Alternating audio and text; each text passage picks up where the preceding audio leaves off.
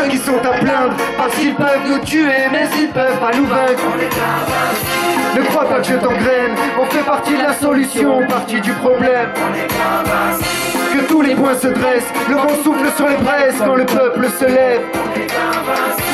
Et on n'a rien à craindre, je vous parle d'un feu que personne ne peut éteindre. C'est eux qui sont à plaindre, parce qu'ils peuvent nous tuer, mais ils peuvent pas nous vaincre. Merci d'être aussi nombreux pour ce débat qui est vraiment passionnant, sur une question tout aussi passionnante que celle du travail. Et je crois que ce qui est intéressant aussi, c'est de ne pas la déconnecter complètement de celle du revenu, puisque c'est bien, on parle aussi de ça, et pas seulement du contenu du travail, mais aussi des conditions d'emploi qui sont très importantes. Merci aussi de l'invitation, je suis très flattée. Alors moi je travaille à Copanam. Copanam, c'est une SCOP, une coopérative ouvrière de production, d'un genre un peu particulier. Ça a émergé dans les années 90. Je pense que vous êtes à peu près tous familiers avec ce qu'est une SCOP, hein. On connaît SCOPTI, on connaît Alternative économique, voilà. Dans les années 90, a émergé une nouvelle forme de coopérative de travail qui est liée à l'émergence de ce qu'on a appelé plus tard les nouveaux indépendants. Donc c'est des coopératives qu'on appelle, la loi les a ancrées comme coopératives d'activité et d'emploi. On parle parfois de coopératives d'entrepreneurs, tout ça c'est un peu la même chose. On est un peu au cœur du titre de cette session, parce que ce mouvement coopératif, aujourd'hui c'est une centaine d'entreprises. Voilà, Copanam est l'une d'entre elles, c'est la plus grosse, donc c'est celle qu'on connaît le mieux quand on voit un peu dans les médias ou quoi.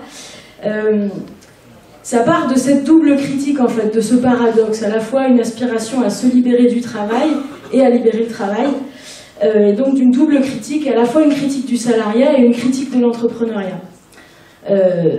Une critique du salariat parce que les gens qui rejoignent ce type de coopérative, en réalité, le font souvent sur la base d'une critique ou d'une impossibilité à retourner bosser dans des conditions qu'on connaît, victimes de traumatismes dans le cadre de leur travail, ras la couette des nouveaux modes de management, perte de sens dans le travail, etc. Aussi parce qu'il y a un chômage massif, on l'a rappelé dans cette première partie, et que du coup j'arrive aussi peut-être pas à trouver une place qui me convienne et qui me corresponde dans un monde où quand je suis pas trop diplômée, c'est que je suis pas assez diplômée, quand je suis trop compétent, je suis pas assez compétent, je suis trop sociale, je suis pas assez sociale, enfin bref, c'est un peu compliqué. Donc ça c'est du côté de la critique du salariat tel qu'il fonctionne aujourd'hui, mais aussi une véritable critique de l'entrepreneuriat, et notamment de l'entrepreneuriat individuel, qui est porté comme une politique publique extrêmement structurante depuis des années, dont l'ubérisation n'est jamais que le dernier avatar, hein. Ça fait un moment qu'on enchaîne des politiques publiques d'incitation à la création de micro-entreprises. On n'a pas attendu 2008, l'auto-entrepreneuriat a été un vrai boom pour ces incitations publiques à créer son propre emploi. En gros, du point de vue des pouvoirs publics, c'est un espèce de truc où on se dit, coup de baguette magique, vous changez de statut et tout d'un coup, on recrée du travail, quoi. Enfin, on recrée de l'emploi. Ce qui est évidemment un mythe, hein. On sait que c'est plutôt un indice de précarité, hein. Plus il y a de travailleurs indépendants et de micro-entrepreneurs, et plus on est dans des zones en difficulté. Et donc l'idée, c'était de se dire, face à ça, qu'est-ce qu'on fait ? Il y a à la fois des aspirations qui sont respectables, hein. J'ai envie de travailler pour moi, de vivre de mon travail, de déterminer moi-même les règles avec lesquelles je travaille, de choisir avec qui, enfin voilà, de retrouver du sens à travers de l'autonomie aussi dans la détermination de mon travail, seul ou en petit groupe. Voilà, on a un projet, on a envie de faire quelque chose. Et quelque part, le fait que ces aspirations tout à fait positives emmènent les gens dans le mur parce que ils n'ont pas réussi à gérer leur micro-entreprise parce que le RSI on comprend rien, parce que c'était trop compliqué et que du coup je suis passée travailleur indépendant, mais du coup j'ai plus aucun des droits ni à la formation pour me reconvertir parce que ça n'a pas marché, je me suis plantée, j'ai pas de droit au chômage, etc. Ça crée de vrais drames. Du coup l'idée ça a été de se dire on va créer des coopératives dans lesquelles les gens vont créer leur propre emploi, c'est-à-dire bénéficier de cette autonomie, tout en s'insérant dans un collectif. Parce que, quelque part, le côté self-made man, je vais me démerder tout seul, je vais y arriver, je vais m'en sortir, et c'est ça la liberté, et c'est ça l'autonomie. On n'y croit pas du tout, et je pense qu'on est à peu près tous convaincus dans cette salle que l'autonomie, individuelle et l'émancipation, elle passe forcément par des formes collectives, des formes de construction collective. Du coup, alors je vais peut-être juste rentrer un petit peu dans le détail de ce qu'est Copanam.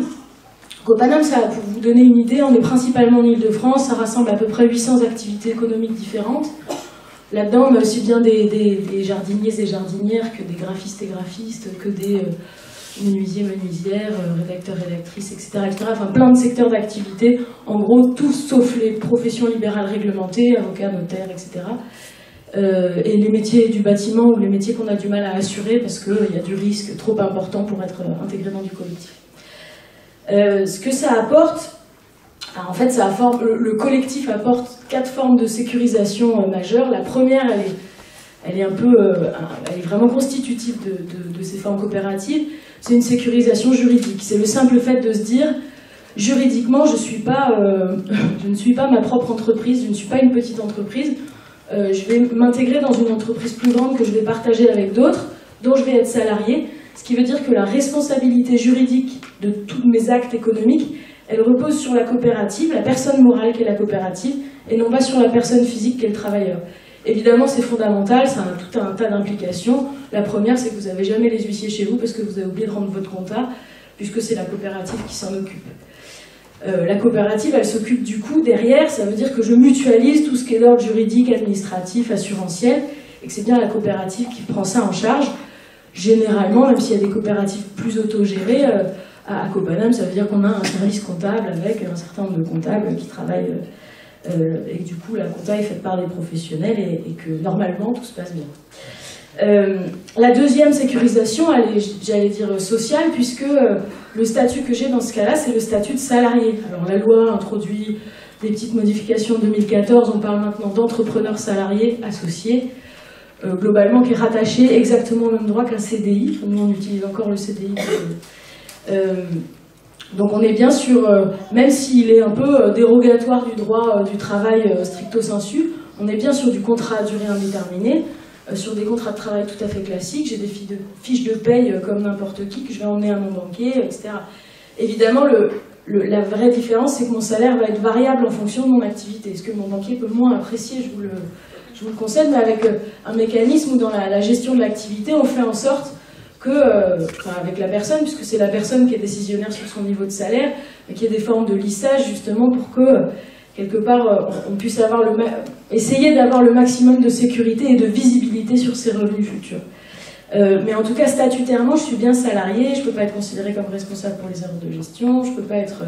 Et il y a bien toute la protection sociale liée au salariat, je cotise pour la formation, le chômage, la retraite, la maternité, et je dis une deuxième fois le chômage parce que c'est ce qui change beaucoup par rapport aux autres régimes de travailleurs indépendants, quoi. Puisque là je suis vraiment juridiquement salarié, même s'il y a une forme de fiction, puisque c'est moi qui détermine avec qui je travaille, quand, comment, combien je facture, etc. etc. La troisième forme de sécurisation, elle est d'ordre éthique, je dirais, dans le sens où c'est... à la fois je récupère de l'autonomie sur mon travail, puisque c'est bien moi qui suis décisionnaire, j'ai un quotidien, j'allais dire, de travailleur autonome, quoi, que je sois salarié d'une coopérative, je suis dans un cadre, etc. Mais c'est bien moi qui décide de comment je fais mon travail et qu'est-ce que je fais et avec qui. Donc je retrouve un contrôle sur mon travail, je suis bien décisionnaire sur ce que je fais, même quand je travaille avec d'autres, on travaille sur des relations qu'on a décidé ensemble, il n'y a pas de hiérarchie formelle. Et j'intègre ça dans une coopérative, je n'ai pas encore mentionné ça, une coopérative c'est quand même une entreprise démocratique. Alors derrière démocratie et derrière les quelques milliers de scopes qu'il peut y avoir en France, il peut y avoir des très grandes différences.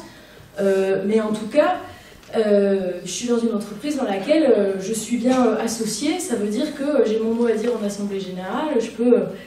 élire ou être élu au conseil d'administration, etc. À Copanam, il y a une vraie aspiration justement à revivifier des formes démocratiques qui semblent un peu éteintes par ailleurs dans la société, du coup avec un dynamisme sur l'appropriation du projet, la participation, la co-construction de la stratégie d'entreprise, etc.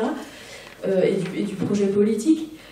Et du coup, j'ai un quotidien où je maîtrise mon travail et j'intègre ça dans des formes un peu plus larges, dans laquelle on essaye de fonctionner collectivement aussi de manière démocratique, avec toutes les difficultés qu'on peut avoir évidemment, mais avec une tentative en tout cas de ça. Et je crois que c'est un élément très important parce que quand on discute de travail, etc., on voit vraiment ça, la perte de sens, notamment parce qu'il n'y a pas de transparence, il n'y a pas de transparence dans qui prend les décisions, comment elles sont prises, on n'a pas l'information, etc. C'est surtout ça qu'on essaye de travailler. Et la dernière forme de sécurisation, c'est une forme de sécurisation, j'allais dire, par le collectif. Alors les autres l'étaient aussi d'une certaine manière, mais là, plutôt sur la question du travail en lui-même.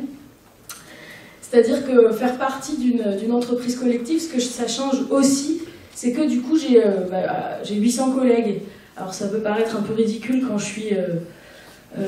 suis restaurateur de meubles et que, effectivement, je discute avec un développeur informatique et on peut se dire qu'on n'a pas grand-chose à partager. En réalité, si, hein, la relation au client, la difficulté à concilier une activité autonome sur laquelle je suis seule décisionnaire et la vie de famille, la vie militante, la vie associative, le temps libre, l'implication dans la coopérative qui évidemment on n'a pas les moyens de rémunérer donc qui est bien souvent bénévole, enfin, tout ça, toutes ces difficultés à articuler des nouvelles formes de travail en dehors des cadres habituels du salariat et de la hiérarchie, ça c'est totalement transversal et complètement commun à tout le monde. Et du coup, les stratégies aussi que je vais avoir dans les rapports de force avec mes clients, discuter pour le coup, peut-être plus avec des gens du même métier, mais quels sont les tarifs qu'on pratique, j'ai tel client qui me demande tel truc, je trouve ça vraiment bizarre. Enfin, il y a aussi des reconstructions de ce qu'on peut trouver dans le monde syndical, dans les syndicats, autour de, oui, reparler des tarifs, des conditions, de qu'est-ce qu'on accepte, qu'est-ce qu'on n'accepte pas,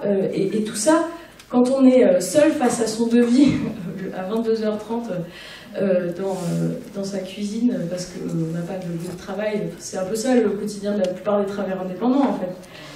Et ben c'est vachement compliqué et là aussi on a tendance à accepter des conditions toujours plus basses et c'est bien ce qu'on voit dans le monde de l'auto-entrepreneuriat. Bien souvent les gens par solitude et par ignorance acceptent des conditions extrêmement dégradées. Il y a aussi une tentative pour reconstruire des collectifs autour de ça. Juste pour dire que là-dessus, il y a évidemment plein de choses encore à travailler et à faire, qui me semblent être vraiment à la confluence entre ce que peut être un travail d'ordre coopératif, politique, associatif et syndical, croiser ces différentes logiques pour réussir à aussi améliorer le rapport de force qu'on peut avoir à la fois sur le marché et d'un point de vue symbolique et politique. Il y a encore pas mal de choses à faire, sans doute pas seul, mais avec aussi d'autres organisations. C'est pour ça que je suis ravie d'être là.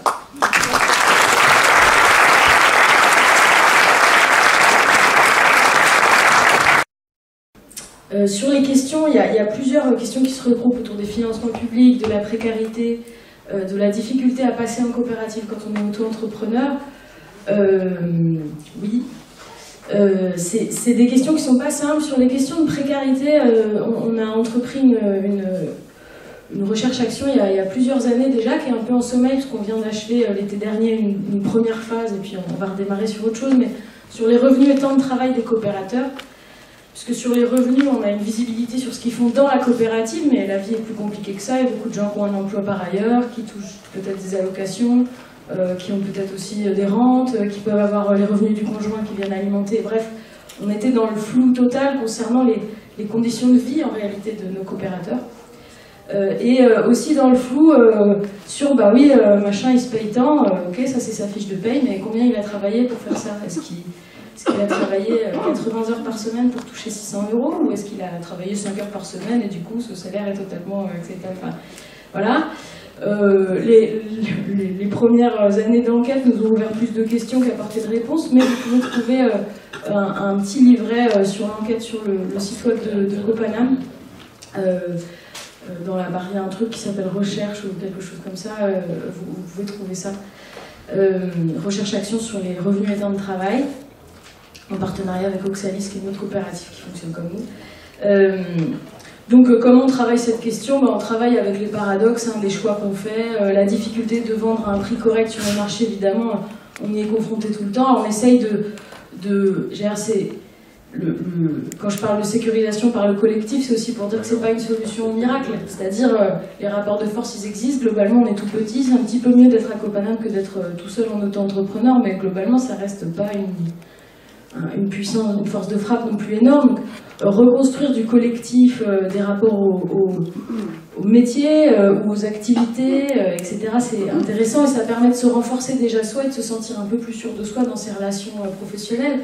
Mais oui, c'est pas un miracle, il y a beaucoup de choses à construire en lien avec les syndicats, les organisations, etc. L'autre vérité, c'est qu'il n'y a pas un îlot de bonheur de 800 personnes pour qui tout se passerait bien dans la vie. Au milieu d'un océan de déconstruction du droit du travail. Je veux dire, on est évidemment embarqué là-dedans, ce qu'on soulignait, évidemment, les coopératives, elles sont sur le marché, et il y a un vrai problème avec ça. Moi, je souscris plutôt à, effectivement, comment on fait pour développer une économie des communs. Alors, c'est plus souvent, c'est un vocabulaire qui est en train d'arriver, mais moi, je parlais souvent d'intercoopération, même si j'ai une vision des coopératives qui n'est pas forcément que juridique, mais c'est un peu la même idée.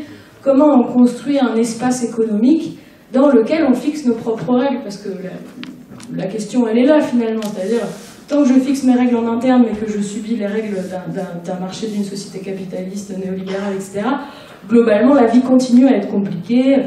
Enfin, je veux dire, je donne juste un autre exemple, même si j'ai pas beaucoup de temps, mais on a travaillé aussi la question des inégalités entre les femmes et les hommes dans la coopérative. On se rend compte qu'il y a des choses qui sont un petit peu mieux.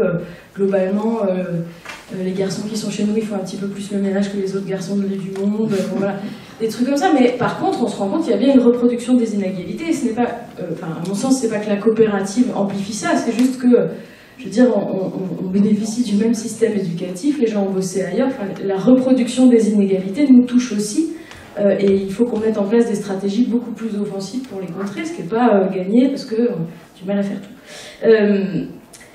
Bref, c'est compliqué. Sur les financements publics, c'est en chute libre. Hein. Les financements publics, il y en avait pas mal à une époque. Il y en a de moins en moins. Et bien souvent, ça a été utilisé plutôt pour financer l'accompagnement, etc.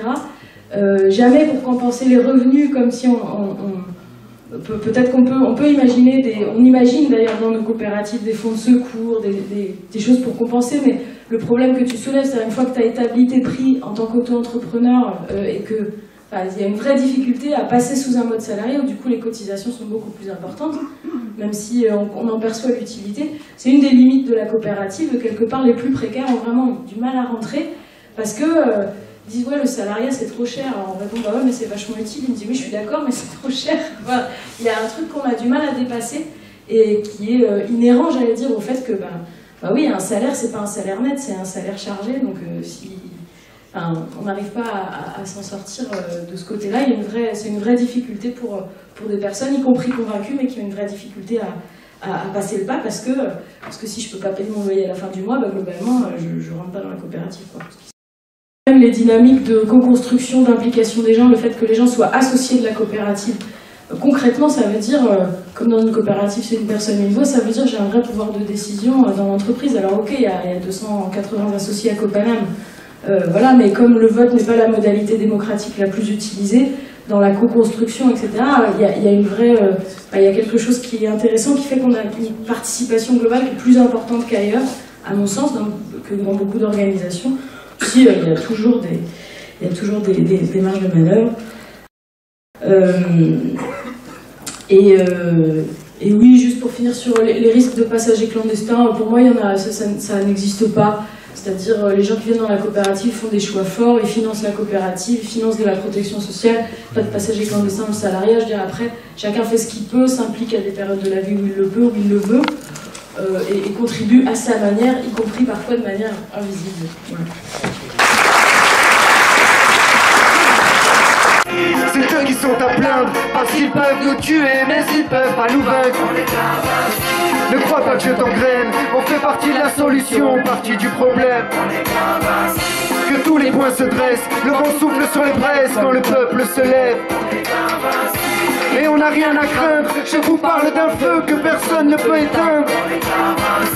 C'est eux qui sont à plaindre, parce qu'ils peuvent nous tuer, mais ils peuvent pas nous vaincre. Ne crois pas que je t'engraine, on fait partie de la solution, partie du problème.